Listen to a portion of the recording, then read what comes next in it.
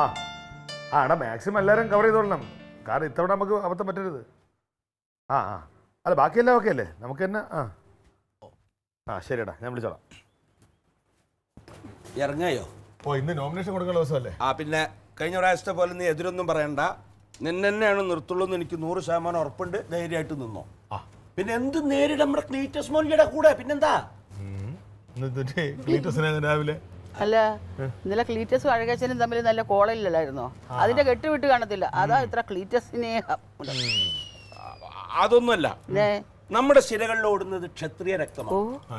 എന്തും നേരിടാനുള്ള കഴിവ് നമ്മുടെ കുടുംബത്തിനുണ്ട്. അതുകൊണ്ട് വെച്ച കാലം നീ പിന്നോട്ട് വെക്കരുത്. ധൈര്യമായിട്ട് നിന്നോ. നിന്റെ പിന്നിലെ ക്ലീറ്റസ് മോനും ഞാനും എന്നും ഉണ്ടായിരിക്കണം ഇങ്ങനെ. എന്താ നേരത്തെ പോണം? നല്ല കണി, നല്ല കണി. ഓ ഓ ഓ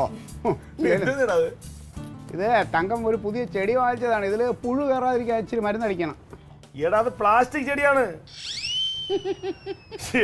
കഷ്ടന്ന് പറയണേ.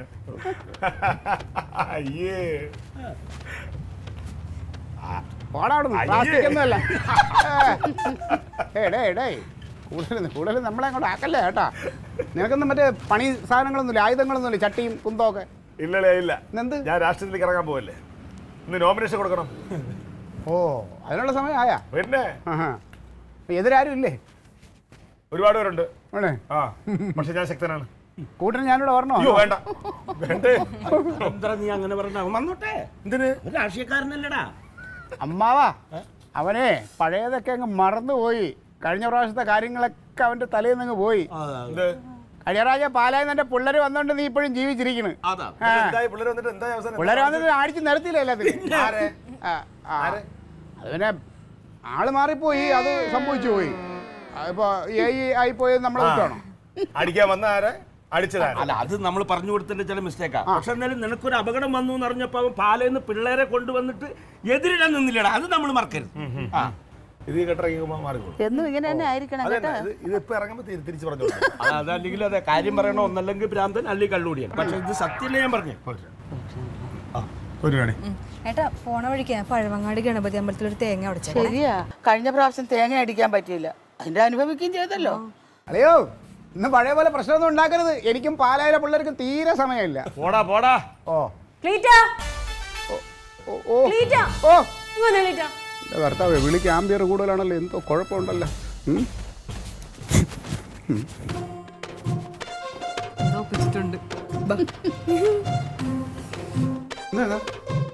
കാശ് എവിടെ? ആരെവിടെ? ആരെവിടെ എന്നല്ല, കാശ് എവിടെ? എന്റെ പൈസ എവിടെ? ഏത് കാശ്? നിന്റെ പൈസ ഞാൻ എടുത്തില്ലേ. ഓ നിങ്ങളുടെ കണ്ണും കൈയും എത്താത്തടുത്ത് ഒളിപ്പിച്ച് വെച്ചാൽ ഈ പൈസ എങ്ങനെ പോണ് ക്ലീറ്റോ? നിങ്ങൾ ഇത് എങ്ങനെ കണ്ടുപിടിക്കണ്? എന്റെ കണ്ണും കൈയും എത്താത്ത ഏത് സ്ഥലമാണ് ഈ വീട്ടിലുള്ളത്? Bible daddy. ബൈബിളാ? അയ്യോ ബൈബിളൊന്നും കേട്ടിട്ടില്ല.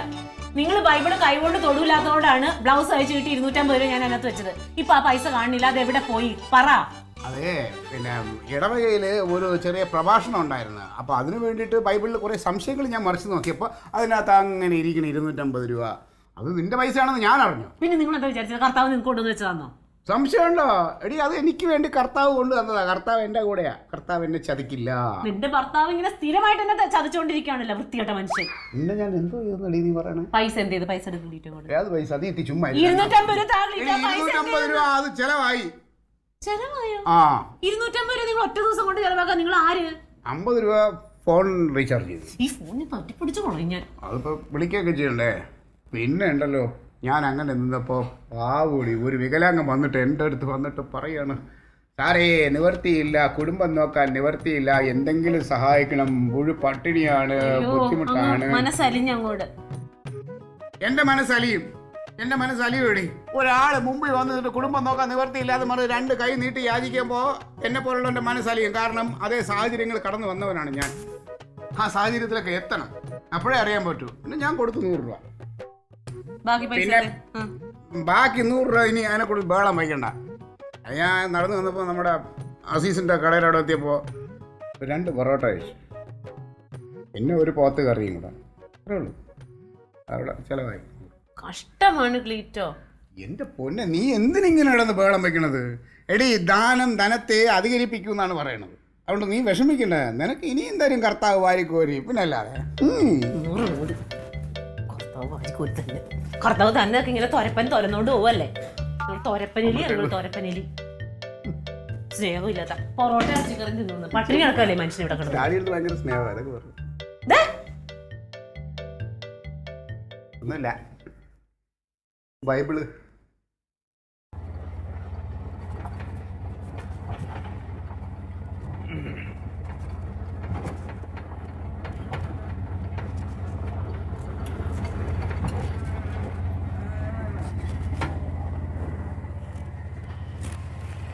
എത്ര?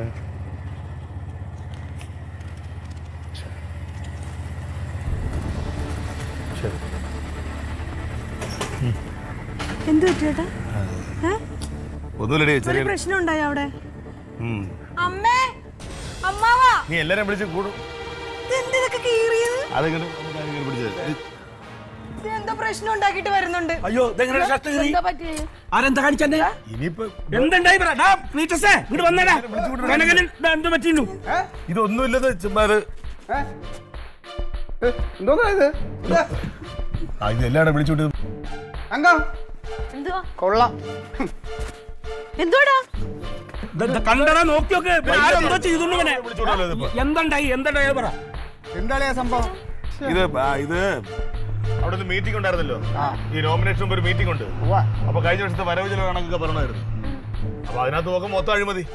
അത് ഞാൻ വിളിച്ചു പറഞ്ഞു. പൈസ മൊത്തം കൈയിട്ട് വരിക്കുന്നത്. അപ്പൊ ഏറ്റവും വലിയ കുഴപ്പം പറ്റിയെന്ന് വെച്ചാല് എനിക്കെതിരെ നിൽക്കുന്നവനാ ഈ കൈയിട്ട് വരി മൊത്തം. അവൻ ചാടി എഴുന്നേറ്റ് ഒന്നും തള്ളുവായി. എന്നിട്ട് നീ തിരിച്ചു കൊടുത്തില്ലേ? തീർച്ചയായും കൊടുക്കണം. എന്തില്ല എടി, അനീതി എവിടെ കണ്ടാലും അതിനെതിരെ പോരാടുന്ന തറവാട്ടുകാരാണ് നമ്മള്. ക്ഷത്രിയ കുടുംബമാണ് നമ്മുടെ. പാലായിരുന്നു പിള്ളേർ ഇറങ്ങണോ? നീ ചുമ്മാ വെറുതെ ഇതിന് പാലക്കാരൊന്നും വേണ്ട, നമ്മുടെ കുടുംബം മതി. ക്ഷത്രിയ കുടുംബമാണ്, നമ്മളെല്ലാം നേരിടുമ്പോൾ. ഞാൻ എപ്പോഴും പറയും രാഷ്ട്രീയ നിസ്സാര കളി ഉണ്ട്. നീ ഒന്ന് ഊതി. എന്താ ഈ ചേച്ചിക്ക് കാര്യം പറഞ്ഞു കഴിഞ്ഞാ പിന്നെ ഈ അമ്മാവൻ രാവിലെ തൊട്ട് തുടങ്ങിയതാണ്. ഞാൻ എന്ത് ചെയ്തു പറഞ്ഞത്? എന്താണ് ഒരു കാര്യം നല്ല കാര്യമുണ്ടാ. അവനടുത്ത് ഞാൻ എപ്പോഴും പറയും ചുമ്മാ ഈ അറിഞ്ഞൂടാത്ത പണിക്ക് ഇറങ്ങല്ലെന്ന്. ഞാൻ എപ്പോഴും പറയാറുണ്ട്, ഈ രാഷ്ട്രീയം എന്ന് പറഞ്ഞാൽ പിള്ള കളിയല്ല, അത് ഇത്തിരി ബുദ്ധിയും കഴിവും ചങ്കൂറ്റം ഉള്ളവർക്ക് പറഞ്ഞിട്ടുള്ളതാ. ഞാൻ നോക്കിക്കോളാം. ഏട്ടന് നല്ല കാര്യം ഉണ്ടായിട്ടാ ഈ പ്രശ്നം ഉണ്ടാക്കുമ്പോ. നോക്കി പറ്റിയാടാ ഒന്നുമില്ലടി, ഒന്നും തന്നെ അത്രേ ഉള്ളു. പിന്നെ പിടിച്ച് വലിച്ചു കയറി എവിടെയെങ്കിലും പോയി തലയൊക്കെ ഇടിക്കുമ്പോഴേ അറിയാൻ പറ്റുള്ളൂ. അങ്ങനെയൊന്നുമില്ല. ഒന്നുമില്ല അമ്മ, നീ വാ. എന്തായാലും ഇതുണ്ടല്ലോ. ഞാൻ ഇരുന്ന് വലിച്ചു അവസാനിക്കില്ല, ഇത് തുടക്കമാണ് തുടക്കം. മാഞ്ച് കെട്ടും നിന്റെ ആങ്ങളെ വഴി കിടന്ന്. ഒരു രാഷ്ട്രീയ ഗുരു എന്തെങ്കിലും പറഞ്ഞു കൊടുത്താൽ അത് അനുസരിക്കുമോ? ഗുരു ഇങ്ങോട്ട് വാ. ഗുരു ഇങ്ങ് പോര്. എന്നെ കിട്ടട്ടെ, അവന് വഴി കിടന്ന് വാങ്ങിക്കാനാണ് വിധി.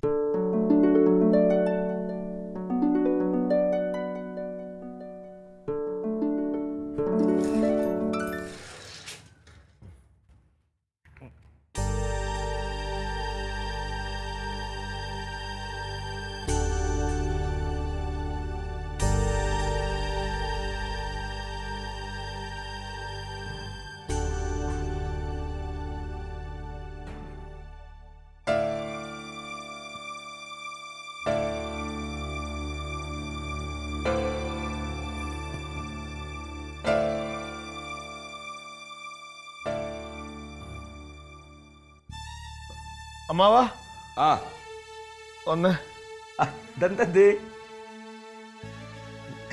റീത്തോ, എന്റെ സമയം അടുത്തിരിക്കുന്നു. ചേച്ചി ഒന്നുകൂടി വന്നേ. ഒന്നും കൂടി പാടാ. എങ്ങനെ ഇപ്പൊ ഇവിടെ വന്നേ? ഞാൻ പത്രം എടുക്കാൻ നോക്കുമ്പോ ഇവിടെ ഇരിക്കുന്നു. ഇങ്ങോട്ട് നോക്കടാ. റീത്ത് എന്തൊക്കെ സാധനം ഞായറാഴ്ച നോക്കിയേ.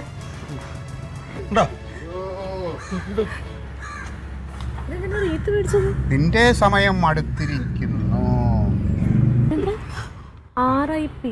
അതേത് പാർട്ടിയാ? ചെടി കഴുത RIP എന്ന് പറയുന്നത് രാഷ്ട്രീയ പാർട്ടി ഒന്നും അല്ല.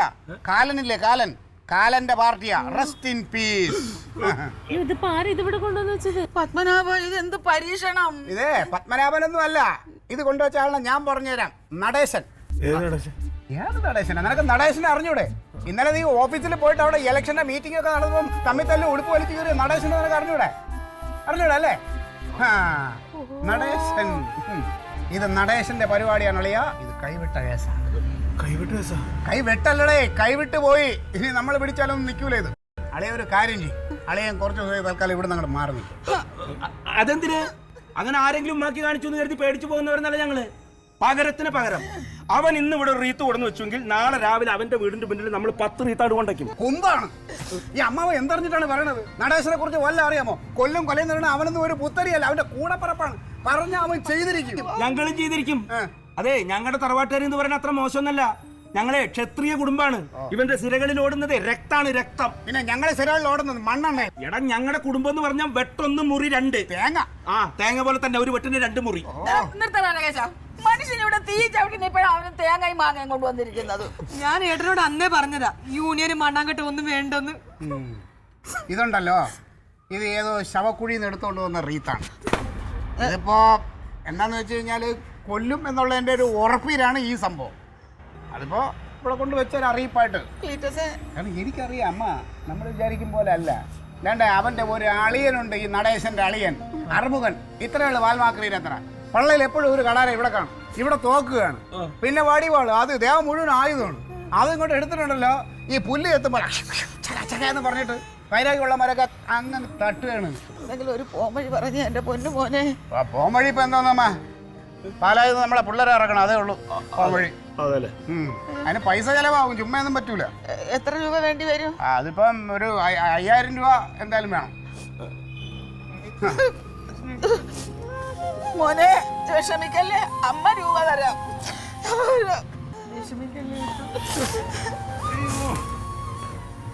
എന്നാലും അമ്മ ഞാൻ നോക്കണ്, അളിയന്റെ സമയം ഇത്രയും പെട്ടെന്ന് അടുക്കുമെന്ന് വിചാരിച്ചു കേട്ടോ. ഇതിപ്പോ അവൻ ചോദിച്ചു വാങ്ങിച്ചല്ലേ, കാലിനെ വിളിച്ചു വരുത്തതല്ലേ. 5000 കൊണ്ട് മതിയാവൂടാ. 5000 കൊണ്ട് മതിയാവുന്ന ആര് പറഞ്ഞു? ഇതിപ്പോ നമ്മളെ പിള്ളേരെ വിളിച്ചു വരുത്താനായിട്ട് നമ്മൾ കുറെ പിള്ളേരെ ഇറക്കുമ്പോൾ അവർ അതിലും കൂടുതൽ പിള്ളേരെ ഇറക്കിയാൽ നമുക്ക് വീണ്ടും കൂടുതൽ പിള്ളേരെ ഇറക്കണം. അപ്പം പൈസ കൂടുതൽ ചിലവ് വരും. ഇതിപ്പോൾ അവരെ വിളിച്ചു വരുത്തി നമുക്ക് കാര്യങ്ങളൊക്കെ ഒന്ന് പറഞ്ഞു മനസ്സിലാക്കി അക്കോമഡേഷനെ കൊടുത്ത് അതിന് വേണ്ടിയിട്ടുള്ള ചിലവല്ലേ, ഒരു ടോക്കൺ, അത്രേ ഉള്ളൂ. ബാക്കി പിന്നെ നമുക്ക് വഴിയെ എന്തെങ്കിലുമൊക്കെ ചെയ്യാം. അത് നമുക്കതെ കുറച്ച് ദിവസത്തേക്ക് ഓഫീസിൽ പോകും. സംഭവം അമ്മ, ഇതിപ്പോ ഒരു ടോക്കൺ അഡ്വാൻസ് ആയിട്ട് കരുതിയാൽ മതി. പൈസ നമുക്ക് ഇനി വേണ്ടി വരും. കാരണം വെച്ച് കഴിഞ്ഞാൽ ഇത് കൈവിട്ട കളിയല്ലേ, കാര്യങ്ങൾ നമ്മളെ കയ്യിൽ നിൽക്കൂല. ഇത് എന്റെ മോനെ രക്ഷിക്കണം, എത്ര രൂപ വേണമെങ്കിലും ഞാൻ തരാം. എനിക്ക് എന്റെ ആളിനെ രക്ഷിക്കരുത്. അതെ, കഴിഞ്ഞ പ്രാവശ്യത്തെ പോലെ വിവരമില്ലാത്തവരല്ല, പാലയിൽ നല്ല വിവരമുള്ള ചെക്കന്മാരെ ഇറക്കി. കുറച്ച് IAS ഇറക്കിയാലോ? എന്തേ അമ്മാവ, ഈ വെട്ടിനും കൊലയ്ക്കും കൊട്ടേഷനും ഒക്കെ പിന്നെ അങ്ങനെയുള്ളവരെ കിട്ടുമോ? അതിനൊക്കെ നമ്മളെ പിള്ളേരെ കിട്ടുള്ളൂ. ഉദ്ദേശിച്ചത് നല്ല ധൈര്യമുള്ളവർ വേണമെന്നാ ഉദ്ദേശിച്ചത്. ലീറ്റോ ഏറ്റെടുത്ത് കഴിഞ്ഞു. ഇനി നിങ്ങൾ ആരും വിഷമിക്കണ്ട അളിയാ. നിന്റെ കൂടെ ഇനി എപ്പോഴും താങ്കും തണലുമായിട്ട് നമ്മളെ പാലായിലെ പിള്ളേരുണ്ടാവും.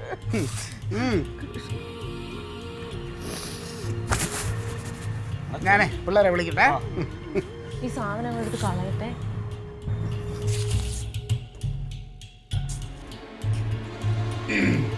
നോക്കട്ടാ, ഇത് നമ്മുടെ സുധാറിന്റെ കടയിൽ കൊടുക്കണം. അവന്റെ ചായയുടെയും വടയൊക്കെ മേടിച്ചെന്റെ പറ്റെത്ര വെച്ചാൽ അത് തീർക്കണം. ഇത് നമ്മളെ ബാനറും ചോരൊക്കെ എഴുതിയില്ലേ, ഹരിയുണ്ടല്ലോ, അവനും കൂടെ. അവനൊക്കെ ശല്യം, പൈസ എന്ന് പറഞ്ഞ് ഭയങ്കര ശല്യം. അത് കൊടുത്തങ്ങ് തീർക്ക്, കടകൾ തീർക്ക്. അല്ല, എന്താണ് നേതാവേ, കനകന് മരണരീതി കൊണ്ട് വെച്ച ആരായിരിക്കും? ഞാൻ ആലോചിക്കുകയാണ്, ഞാൻ എന്തൊരു മണ്ടനാണെന്നേ. അതിപ്പോഴാണോ മനസ്സിലാവണേ? ഞാൻ ഉദ്ദേശിച്ചത് അങ്ങനെയല്ല. ഈ റീത്ത് സംഭവം ഉണ്ടല്ലോ, നേരത്തെ എൻ്റെ മനസ്സിൽ ഉദിച്ചിരുന്നെങ്കിൽ കനകൻ്റെ വീട്ടിൽ ഒരു റീത്തും കൊണ്ടുവച്ചിട്ട് കുറേ കാശ് അടിച്ച് മാറ്റാമായിരുന്നു. ഓരോന്നിനും ഓരോ സമയമുണ്ടല്ലോ. നേതാവേ, എനിക്കൊരു റീത്ത് കൂടി വേണം. സമയമാകുമ്പോൾ ഞങ്ങൾ കൊണ്ട് വെച്ചോളാം. അതല്ല നേതാവേ, പിന്നെ എന്റെ അമ്മായിപ്പിന്റെ വീട്ടിന്റെ മുമ്പ് കൊണ്ടുവയ്ക്കാൻ എന്തിന്? സ്ത്രീ നിർത്തുകയിൽ ബാക്കി ഇനി തരാറുണ്ട്. ഓ, അതെ, നമുക്ക് അടുത്ത നമ്മുടെ പാർട്ടിയിലെ അനുഭവികൾ ആരെങ്കിലും മരിക്കുമ്പോൾ റീത്ത് വയ്ക്കുമല്ലോ. അപ്പോൾ അങ്ങോട്ടേക്ക് എടുക്കുമ്പോൾ നമുക്ക് കുറേ റീത്ത് തരാം. 1, 2, 3 നീ കൊണ്ട് വെച്ചോ. ബാബുട്ടാ, നമ്മുടെ മറ്റേ കൊടിമരം നശിപ്പിച്ച ടീമുകൾ പിന്നെ വല്ലതും പറഞ്ഞു വന്നിരുന്നോ? ഇല്ല, അവരെ നമ്മൾ 2 ദിവസം മുന്നേ കൈകാര്യം ചെയ്ത് വിട്ടതല്ലേ. ഇനി അങ്ങോട്ട് വന്ന കൈ വെട്ടുമെന്ന് പറഞ്ഞിട്ടുണ്ട്. ഇനി അവന്മാര് വരത്തില്ല. അത് മതി, അവന്മാരെയൊക്കെ ഒന്ന് പേടിപ്പിച്ച് വിട്ടാൽ മതി സംഭവം. നാണാണയിട്ടാൽ അത് നടന്നു വിട്ടാൽ ഇന്ന് മീത് ഈ വിളിമാട്ട എന്തായടാ എന്ത് ഈ അവരായിട്ട് എല്ലാം ഓക്കെ. പിള്ളേർ വന്നു. പഴയ പിള്ളേരല്ല, അല്ല മിടുക്കര് പിള്ളേരാ. അവരെ പോയി കണ്ടോ? എല്ലാം കണ്ട് അവരെ നമ്മളെല്ലാം അക്കോമഡേറ്റ് ചെയ്തു. പക്ഷേ ചെറിയ പ്രശ്നമുണ്ട്. പൈസ പഴയ പോലല്ല, കുറച്ച് പൈസയോടെ ചിലവാകും. എന്തായാലും പറ്റിയില്ല. ഇനിയിപ്പോ കുറച്ച് പൈസ പോയാലും വേണ്ടില്ല, സംഭവം സോൾവ് ആയാൽ മതിയാ. സോൾവ് ആക്കുന്ന കാര്യം ഞാനായിട്ട് അമ്മയുടെ അടുത്ത് കുറച്ച് പൈസയോടെ കരുതി വെച്ചോളാൻ പറഞ്ഞേ.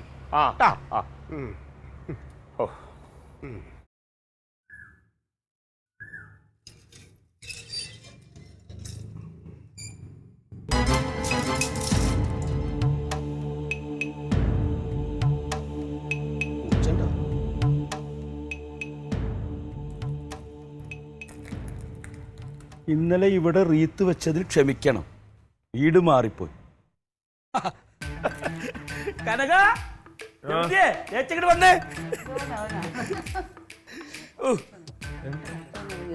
പൂച്ചണ്ട് ഇത് കണ്ട നീ? ഇന്നലെ ഇവിടെ റീത്ത് വെച്ചത് ക്ഷമിക്കണം, വീട് മാറിയതാണ് അവർക്ക്. അമ്മ അമ്മ പേടിച്ചു. ഇന്നലെ വെച്ചതിന് മാപ്പ് പറഞ്ഞിരിക്കുന്നവര്. ഇന്നലെ ഇവിടെ റീത്ത് വെച്ചതിൽ ക്ഷമിക്കണം, വീട്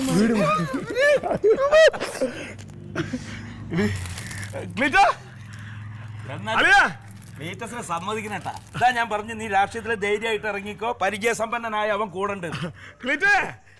എന്താണ് വിളിച്ചു പോണത്? പൂച്ചണ്ട്. ഇന്നലെ റീത്ത് വെച്ചതിൽ ക്ഷമ ചോദിച്ചോണ്ട് ഒരു പൂച്ചൻ വെച്ചിരിക്കുന്നു. എന്റെ ക്ലീറ്റസേ ശ്രീപത്മനാഭൻ രക്ഷിച്ചെന്ന് പറഞ്ഞാൽ മതിയല്ലോ. അമ്മേ, ശ്രീപത്മനാഭനല്ല അമ്മേ, സാക്ഷാൽ ക്ലീറ്റസ് രക്ഷിച്ചെന്ന് അങ്ങോട്ട് പറയുക. ഞാനിത് പ്രതീക്ഷിച്ചു. ഇന്ന് രാവിലെ ഇത് ഞാൻ പ്രതീക്ഷിച്ചോണ്ടാ ഇന്നലെ കിടന്നത്.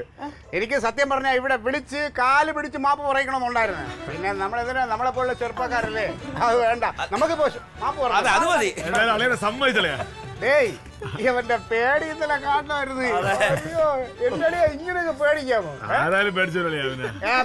ഇതൊക്കെ നമുക്ക് വേണ്ട ചെറിയൊരു ഉറും പേടി, അത്രേ ഉള്ളു. ഇതൊക്കെ രാഷ്ട്രീയം എത്രയേ കണ്ടേക്കുന്നു. ഞാൻ പലപ്പോഴും പറയാറുണ്ട്, ഇവൻ രാഷ്ട്രീയത്തിൽ പിച്ച വെച്ച് നടക്കുന്ന ഒരു കൊച്ചു കുട്ടിയാണെന്ന്. അളിയ രാഷ്ട്രീയം ഒരുപാട് പഠിക്കാറുണ്ട് കേട്ടോ.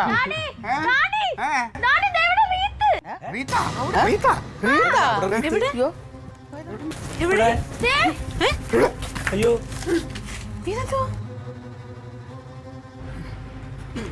ക്ലീറ്റസ്, നിന്റെ സമയം അടുത്തിരിക്കുന്നു. എന്ത് കളി? അല്ലടാ, ഇന്നലെ ഇവിടെ വെച്ച റീത്ത് ക്ലീറ്റസിനുള്ളതായിരുന്നു അല്ലേ? അപ്പൊ കുറിവീണ അളിയനായിരുന്നു.